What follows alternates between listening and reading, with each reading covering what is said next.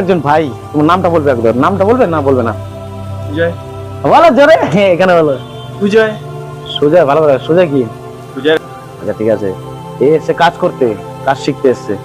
এসে নতুন কাজ, মানে 2 মাস হয়েছে, 2.5 মাস হয়েছে কাজ করতে, যা বলি তাই শুনে, ও নো প্রবলেম।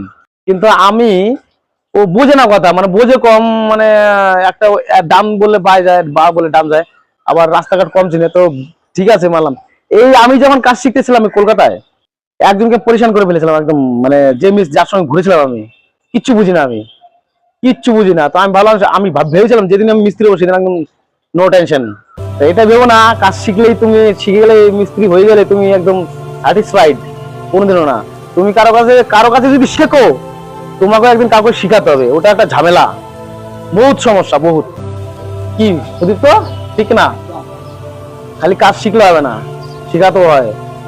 আজকে ভাবছে এই কথা, ওকেও একদিন শিখাতে হবে। এটা সময়ের কথা, আর কিছু না। ছিলাম। ঠিক আছে।